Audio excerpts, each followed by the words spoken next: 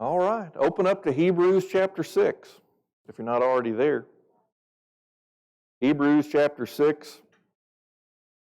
I want to start in verses 7 and 8. I don't want to go back and do a big review, but I just want to bring you to the place where we're at here in Hebrews.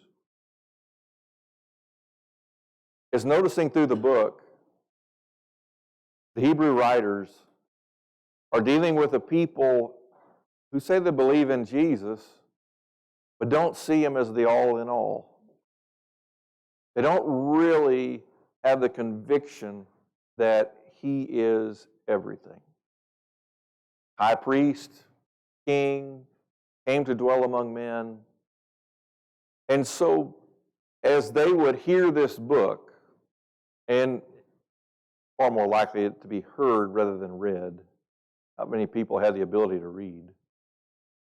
But think of being gathered together to receive this letter and to read it among those who were there. The book of Hebrews is starting to kind of make a turn here. It's been working on this for a while, but now he brings it right before them. And I want you to look at verses 7 and 8 in Hebrews 6. He says, "For ground that drinks the rain which often falls on it, and brings forth vegetation useful to those for whose sake it is also tilled, receives a blessing from God." Isn't that what you would expect? On the agricultural side, if you have a plot of farmland and the Lord gives the rains, you put the seeds in the ground, you prepare the ground to the best that you can. God provides the rain, the sunshine, things grow, and you get to receive the blessing on a physical side. On the spiritual side, what is he really talking about?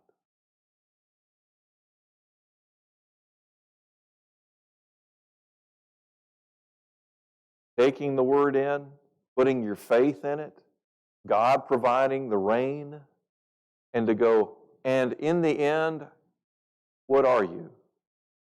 Are you not blessed? Now, here's the alternative. Verse 8.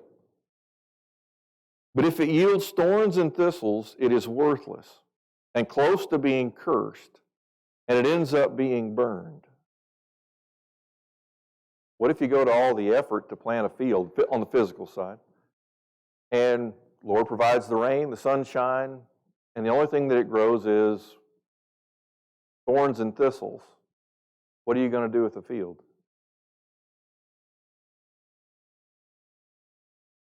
You're going to burn it.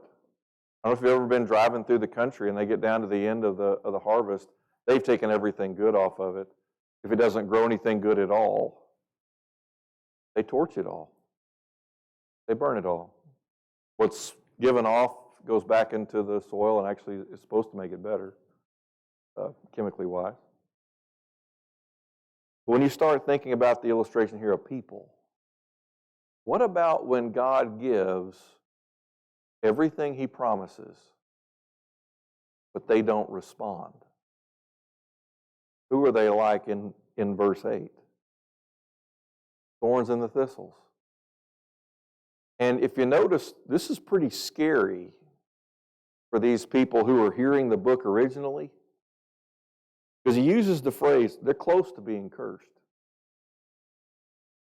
This decision they make about Jesus with conviction will take them either to being blessed by God, there's verse 7.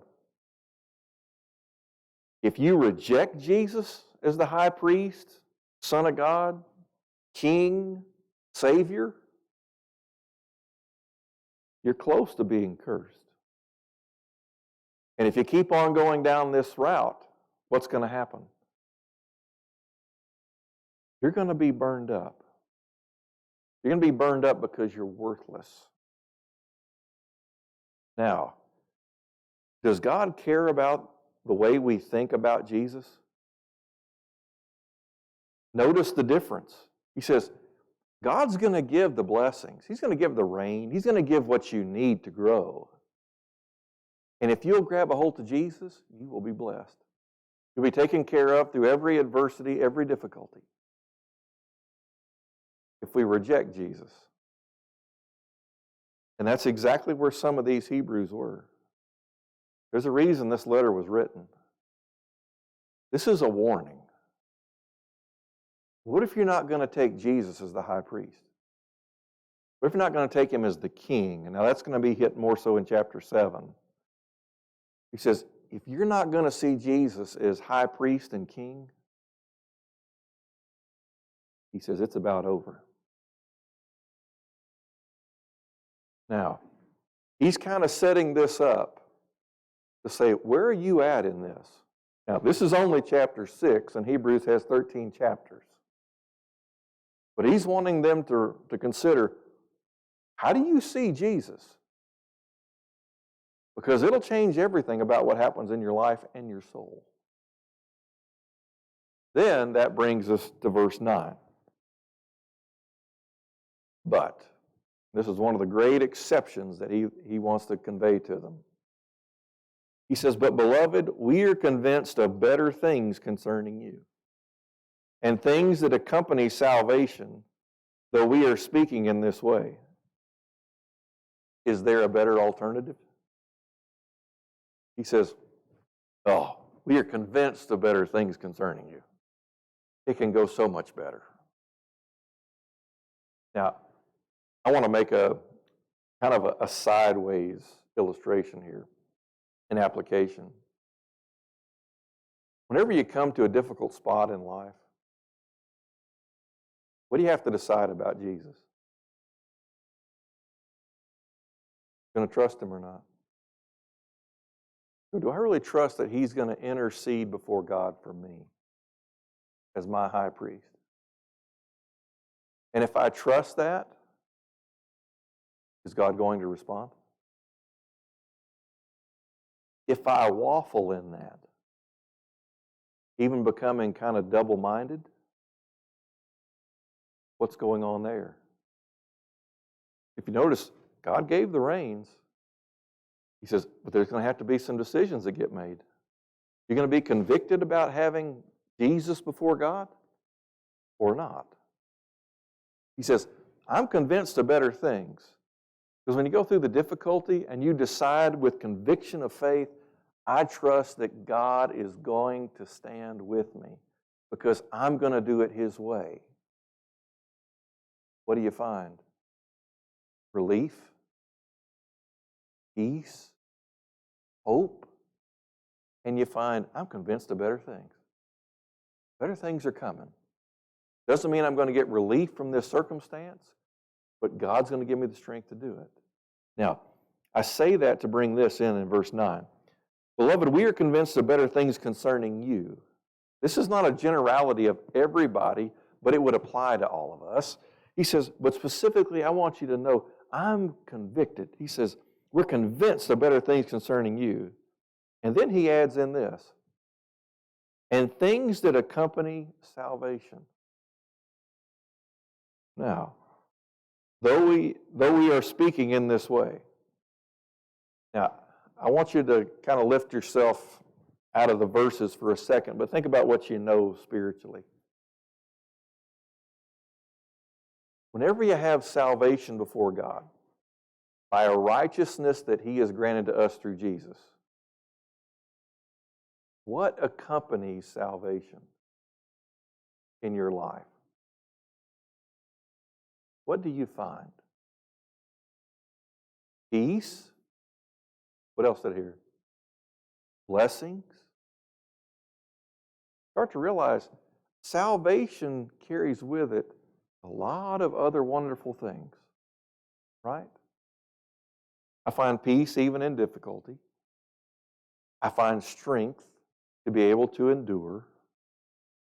I find, and the one that he's really going to come up to for the rest of this chapter, I find hope in the promises of God. You go, now there is something.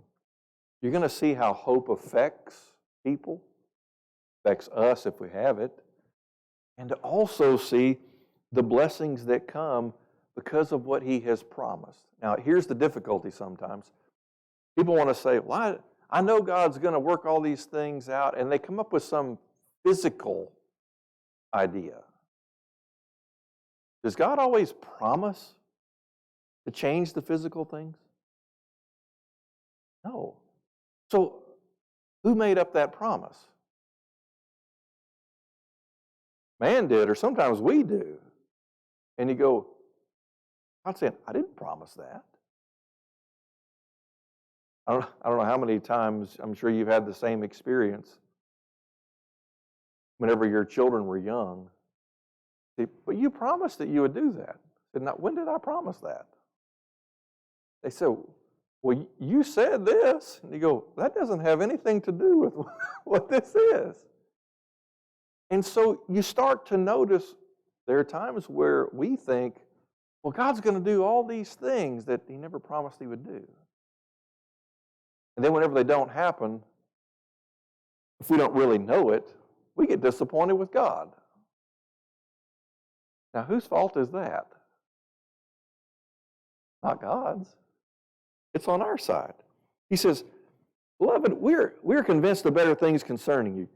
If you look at Jesus as the high priest and the king and Savior and Son of God, He says, I know it's going to bring you, you're going to find peace, salvation, hope. He says, all these things. There's these things that accompany salvation, though we are speaking in this way. Because let me tell you, it's not all that much fun to talk about. You know what? You're going to lose your soul if you keep going down this path. It's not fun to tell people that, but it is loving to tell them that. And how you say it has a big change on how it can be received. It has to be said with kindness. Then, verse 10 says, for God is not unjust so as to forget your work and the love which you have shown toward His name, in having ministered and in still ministering to the saints. Now, just kind of hold in on verse 10 there. Maybe read it through again in your head. What does he point toward about God is not unjust? I want you to think about it. Just read through the verse and tell me the answer. What is it really about here? God is not unjust in that He what? He will not forget, and notice specifically here, because sometimes we get away from really being honed in on this. He says, God is not unjust so as to forget your work and the love which you have. Now, don't stop right there, because you'll get the wrong focus. So often people say, you know what, oh yeah, He's not going to forget your work and your love that you've done for the saints. Not what He says. Look, what is He really talking about here? Love and work for the sake of His name. See, that has to take supremacy. That we look at our lives, that we're going to love His name. We are going to work for His name, which also means we're not working for our name. We're not doing it on behalf of the church. It's not for the church's name. This is on behalf of His name. And you'll see here as we go through, you'll see why this is central. He points it out, though. Does it have an effect on how you treat one another? It sure should. He says, in having ministered and in still ministering to the saints. He says, you've done it in the past, and you're currently doing it now. He says, God is not unjust so as to forget your love and work for His name. Now, what if you do it for you? Is God on the hook to remember it? Nope. What if you do it just so that the church will be known? Nope. He can forget those things. He says, but God is not unjust so as to forget your love and work in behalf of His name. Now, that's central. Then he continues, He says, and it does affect how you treat the saints, ministering, serving them. He says, you did it in the past, you're doing it now, that's fantastic, but it should be done out of a supreme love for His name. Verse 11. And we desire that each one of you show the same diligence so as to realize the full assurance of hope until the end. Now, he's going to start bringing up this hope thing. He's only used the word hope one time earlier in the book of Hebrews. Even though there's been plenty of promises that you've seen through Hebrews.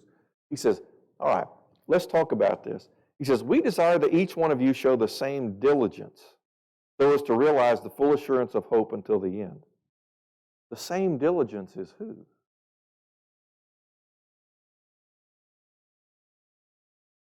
Yeah, it's Christ. He says, God's not unjust so as to forget. I'll ask a silly question, although I know the answer. Have you ever forgotten anything?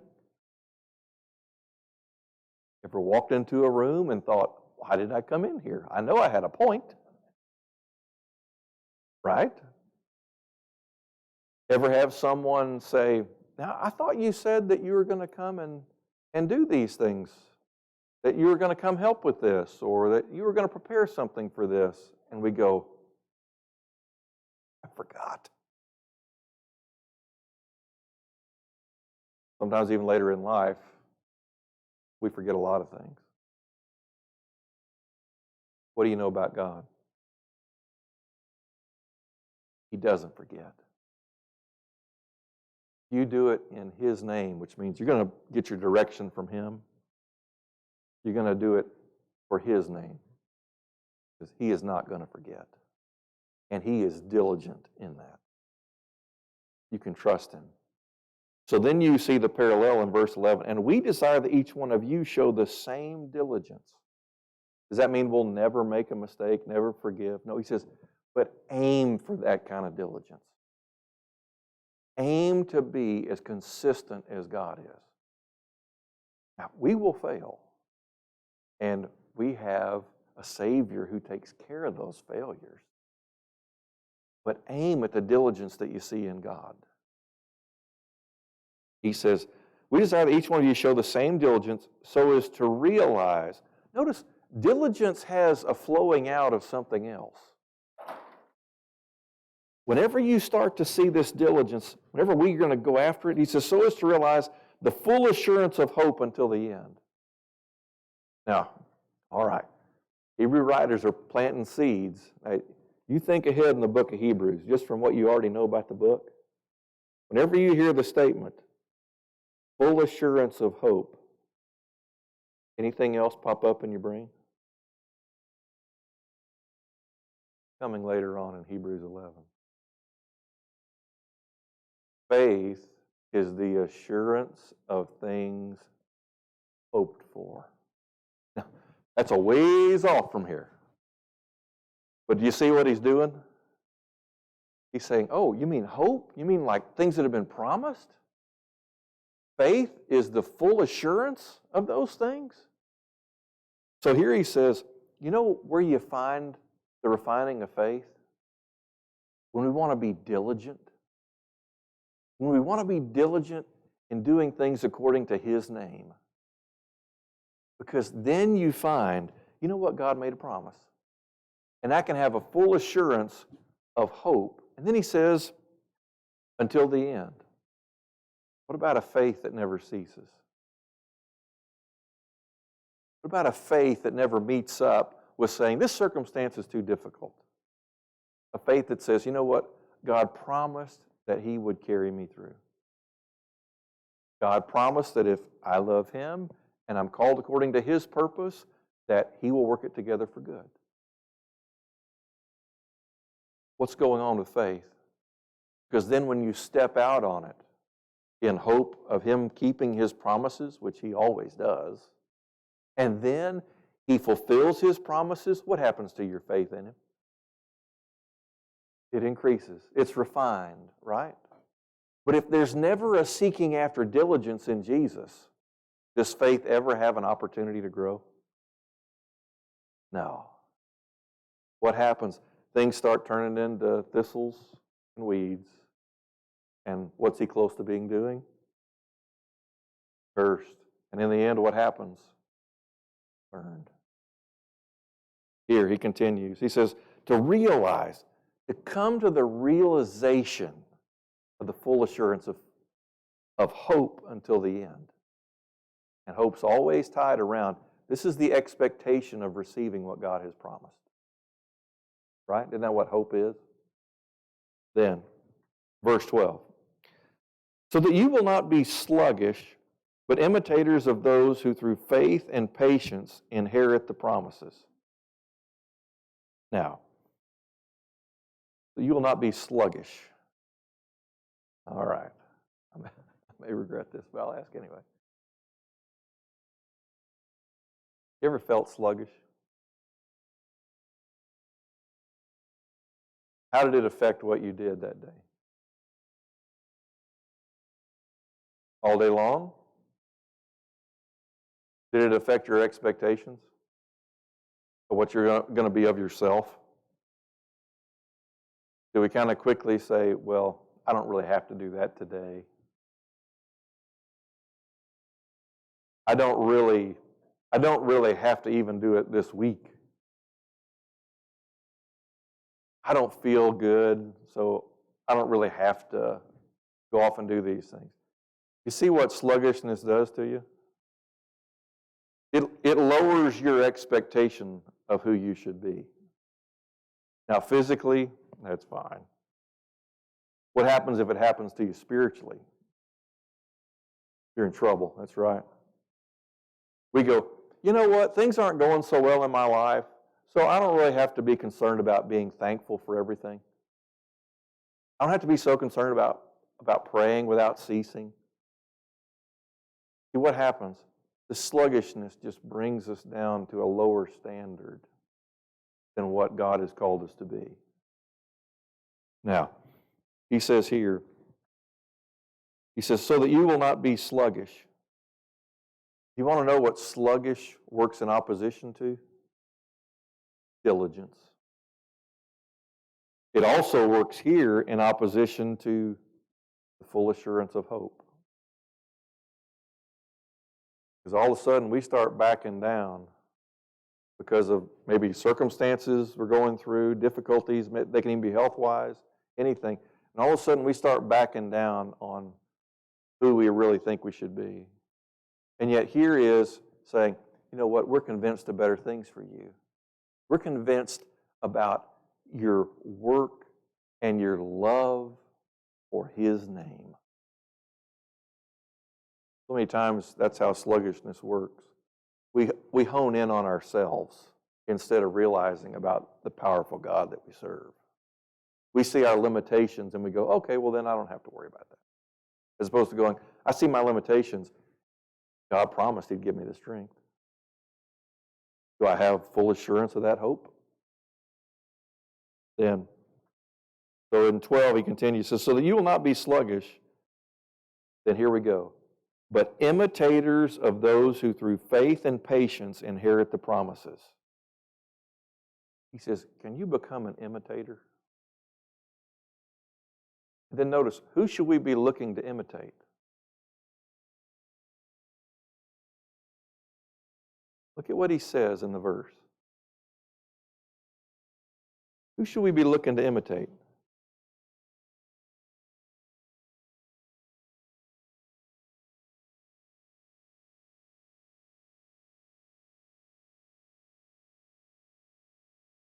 Yeah. Somebody's read ahead. Good job. Now, if you notice it here, he says, imitate of those who through faith and patience inherit the promises. Faith, I trust in the promises, God. Patience, I trust His timing. Because isn't that what patience is? I'm waiting for what has been promised. Now, here's a difference. Patience and sluggish, both are willing to wait. What's the difference? Just think about it for a moment.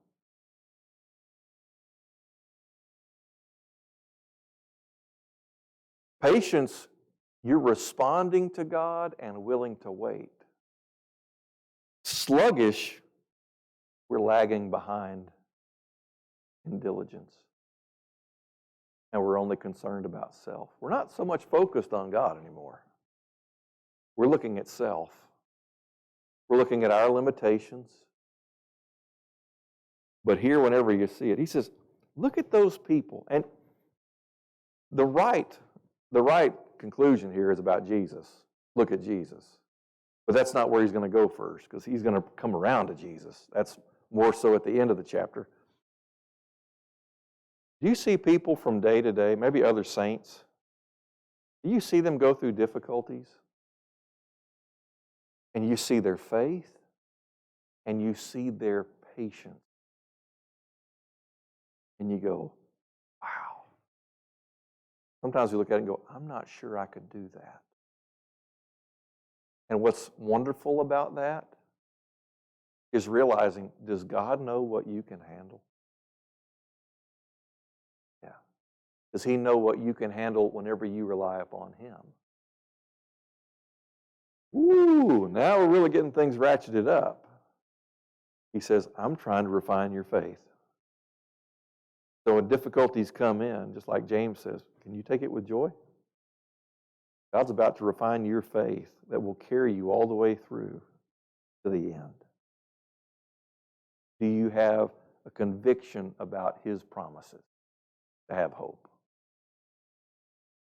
Really, isn't that what faith is? Faith is saying to God, I trust that you'll give your promises. If God promised, I'm going to forgive you in Christ. Isn't that what faith is? I trust that he's going to keep his promise. I'm going to respond.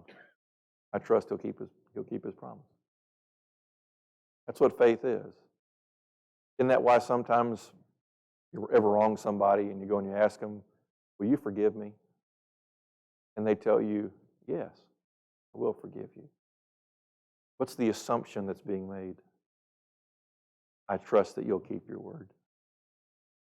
I trust that you won't hang it up over my head whenever you need it to manipulate me next. Some people, that's how they forgive. When you find somebody, you say, I trust that you'll keep your word. Isn't that a beautiful thing? Can we not trust God? God is not unjust. Now, he continues. He says, all right, here in verse 12. But imitators of those who through faith and patience, notice it takes both, inherit the promises. Now, help me here. Whenever we go through difficulties, which one do we give up on first? Faith or patience? We know it. We know it. It's usually patience. And to realize what gives us the patience? Trusting the promises of God. Now, he's going to bring up as an example rather quickly here to continue through and talk about Abraham. Here's verse 13. So, who's a good person to look at? He's going to get to Jesus later, but here we go. He says, for when God made the promise to Abraham, since he could swear by no one greater, he swore by himself. Now, I kind of emphasized it when I read it. When God made the promise, not a promise, he made the promise. He says, for when God made the promise to Abraham, since he could swear by no one greater, he swore by himself.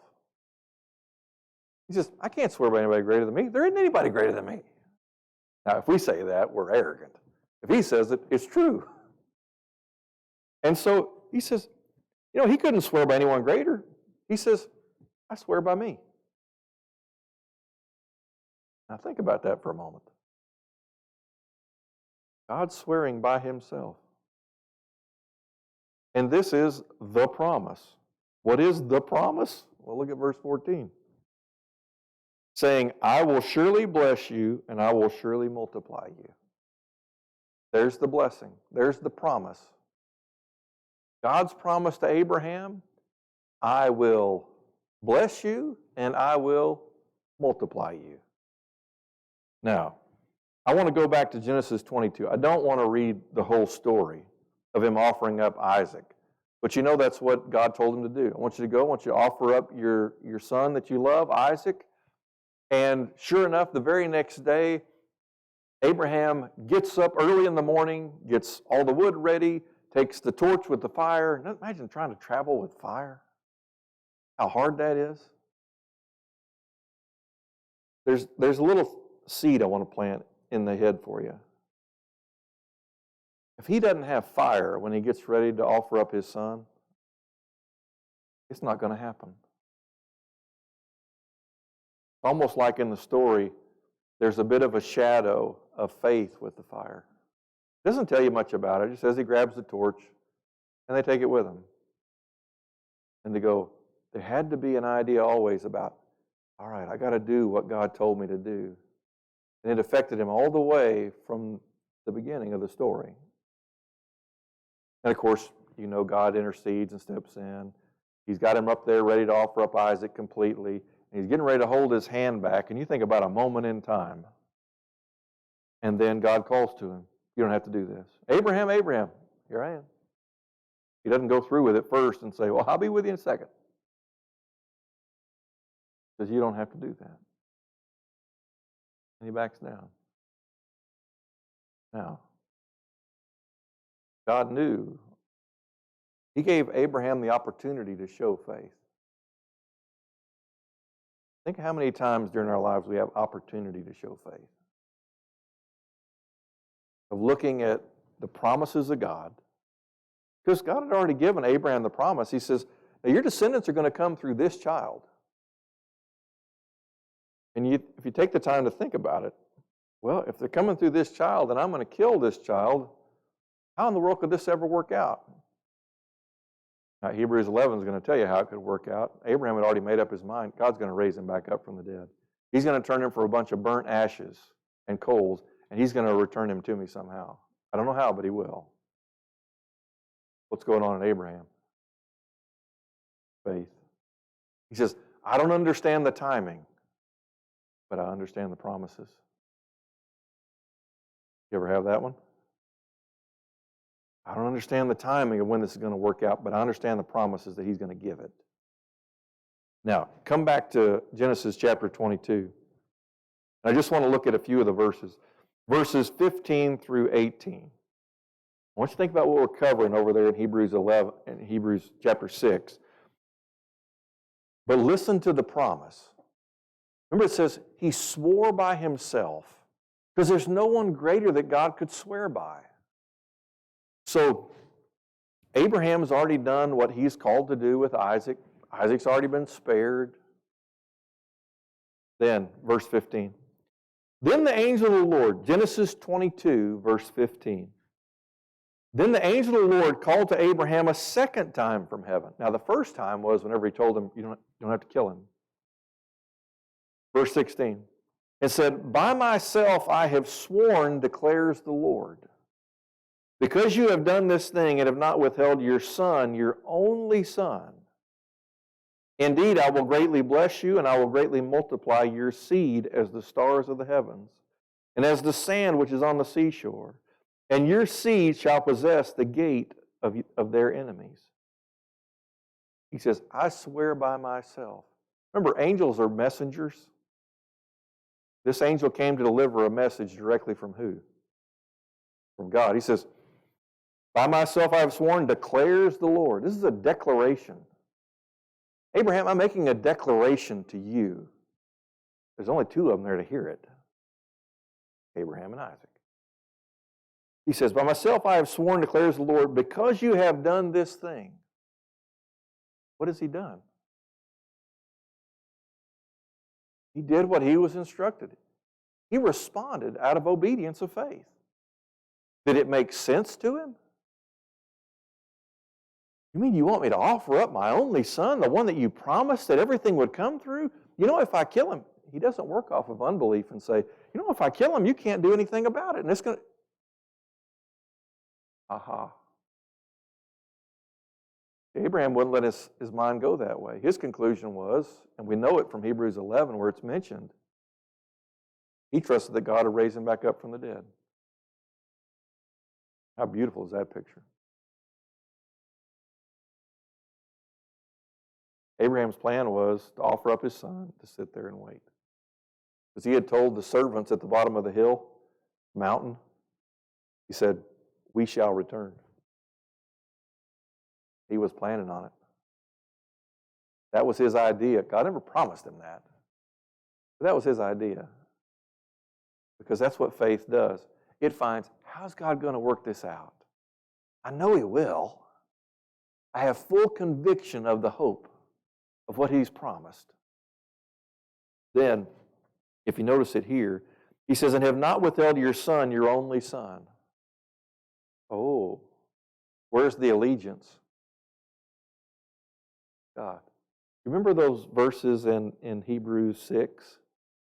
He says, "The love and the work you have shown for His name." Now, it affects how you interact with the saints. See, Abraham had a faith that was going to put supreme God. And his love for his son would have to take a back seat. We think in terms of, oh, it can't be right to offer up my son to have to kill him. If that's what the supreme love asks and demands and commands, then what's the faithful response? Because whenever you get the priorities straight, it makes the decisions a lot easier. If Abraham's going, and God knew, he says, whenever He called him to offer up Isaac, He says, "Your son that you love." Oh, it's not like, well, good riddance. He's kind of tough anyway. I'd rather have another one. No. But you see the love supreme for God. And whenever there's a response from that, notice, He says, "Because you have done this thing and have not withheld your son, your only son," what does it drive God to do next? In verse 17. Bless him. I'm going to bless you. Notice, whenever we come through difficulties and respond out of faith, what is God looking to do? Does He just sit and go, "Well, you did it"? He says, "I'm ready to bless you." And it doesn't mean physical blessings. Don't think that way. Those sometimes may come, but the real idea is around what? The spiritual side. Oh, you mean a faith that's refined? To where you start thinking along the lines of, you know, it really doesn't matter what happens to me, God is going to take care of me. Like, I've already got the answer before I've ever got the difficulty. And then God uses the difficulties to refine you even further.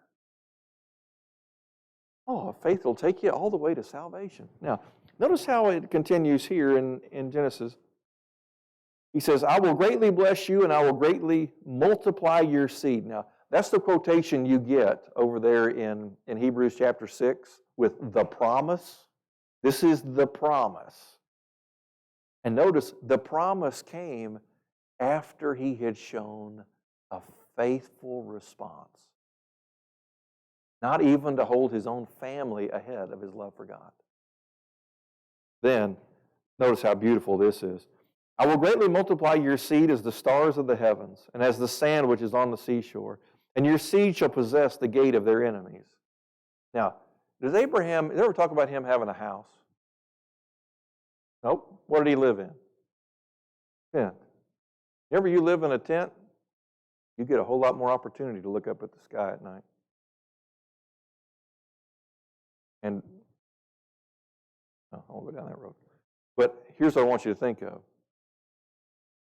How many nights of Abraham's life as a nomad, as a man who lived in a tent, did he have opportunity to look up at the heavens at night and see the stars? And every time to see them, a reassurance of the promise. Every time, if you remember, it talks about him having large flocks, large herds of animals. They come up to a stream, come up to a river, that had sand along the shore. And as the sheep are being taken care of, the animals, whatever way, to look down and to see the sand on the seashore. To pick up a handful of sand and not to just see granulars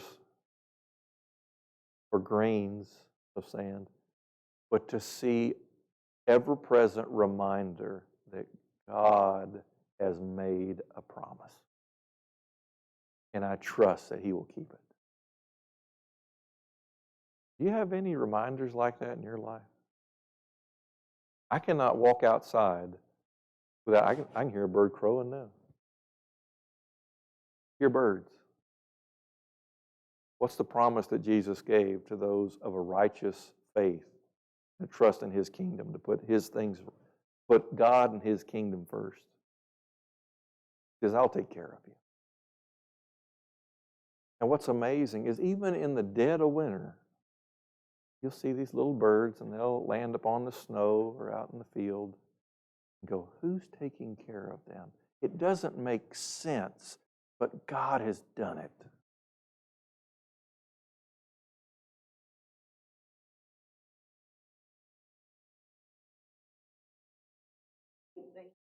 The next one they're going to hit. But you start to see, there should be some reminders for us too. To go, yeah, God's going to keep this promise. Then He says, stars of the heavens, sand which is on the seashore, and then He brings it back. And your seed shall possess the gate of their enemies.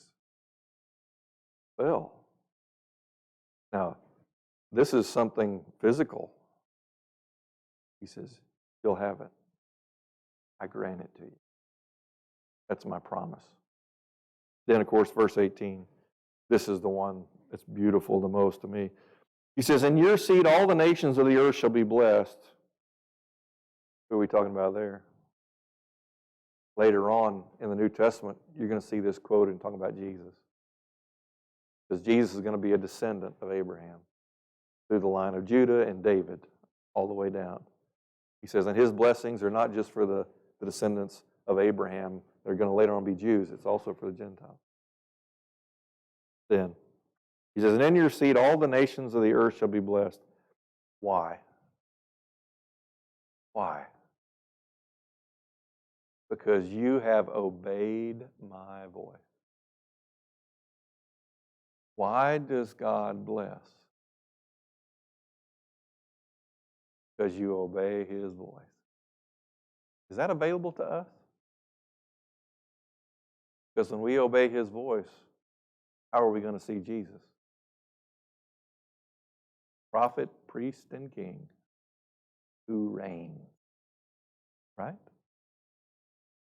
See, same thing. Now, come back over to Hebrews chapter 6. Boy, time flies. Hebrews chapter 6.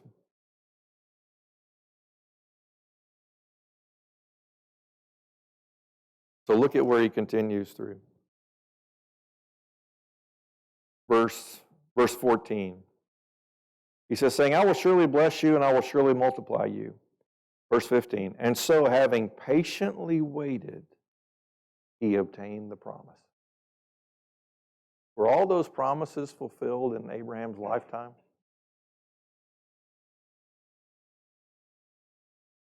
No. Jesus didn't come during Abraham's lifetime. He didn't possess one single foot of ground in the promised land. That's going to be brought out specifically in other places of the New Testament. But he patiently waited. Now think about that.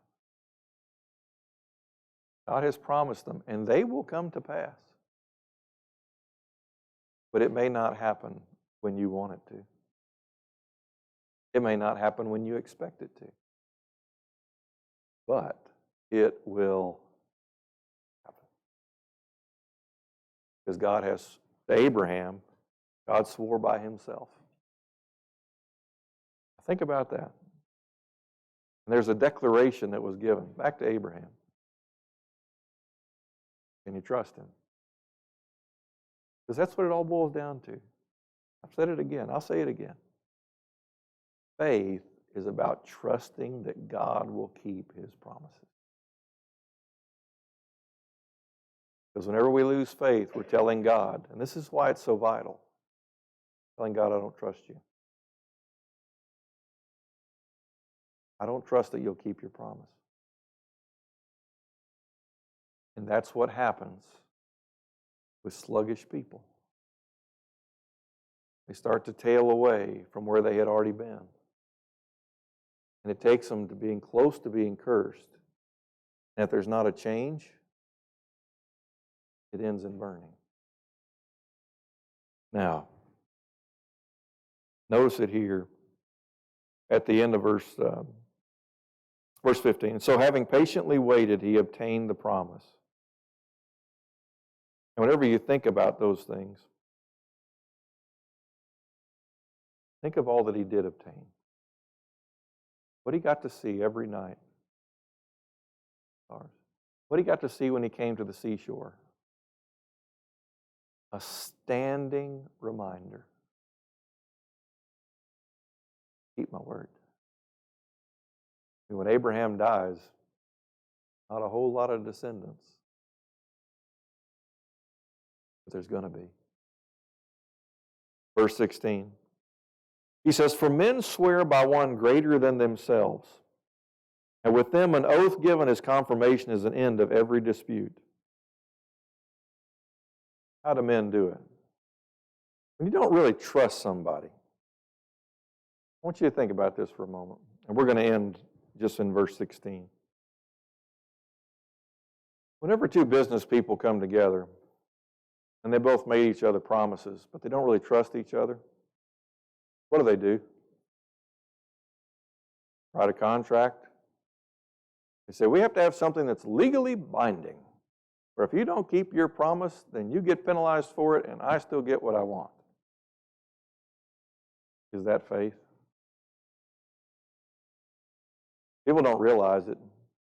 Ironically, we've become so used to it that that just kind of goes unnoticed. Don't trust people. Well, let's get this in writing. They don't realize that the same breath is saying, I'm not so sure you're going to keep your promise. Now, let's take this to an arena that you are well aware of. In your lifetime, if you wanted to buy gas with a credit card, at the gas station, they trusted you. They said, we trust that you will pump the gas, and then whenever the amount is finalized, you'll come inside and you'll pay. How's that trust thing going these days? When's the last time you pumped gas where there wasn't, well, give us the card number first, and then might give you some gas. Or go in and pay first, and you can come out. You ever wondered why did that happen? Now, it's marketed as, it's convenience for you. That's not what it was born out of. People stealing gas. Right? Now, that's how men handle things. Men say, all right, I can trust you just this far. He says, for men swear by one greater than themselves. He says, and with an oath given as a confirmation is the end of every dispute. That's the way men work. Is that the way God works? Nope. He says, you'll have to trust my promises. I think about this a lot. In Romans 4, and it's really splattered all over the place in the New Testament. For someone who has faith that God will forgive the ungodly. Think about that. That God is going to justify the ungodly. What does that take for me to come to God and say, you said that if I am baptized into Christ Jesus, that you will forgive my sin. What does that take? Are you going to trust His promise? And whenever you have done out of faithful obedience what His covenant demands, what do you have faith to know? My sins are forgiven. What if we don't trust His promise? Oh, I'm not sure. Do you really forgive me, the ungodly? I can believe He'll do it for everybody else, but what about me? Where's the problem? Faith. Do you trust the promises of God? Men have to have contracts. And it still doesn't work out too well sometimes. But with God, we'll have to be diligent. And then you see, like back in verse 9, the things that accompany salvation. Just blessing after blessing of finding hope, finding joy, finding strength and power. Not only salvation, but think of eternal life. What a wonderful thing. And it's all in how you see Jesus. Is He just some prophet? Or is He the high priest? Is He the king? Now, next week we'll come back and Lord willing, we'll finish up chapter 6. And then chapter 7, we're going to talk about Jesus as the king. And that's where it really starts to hit. All right. Thank you.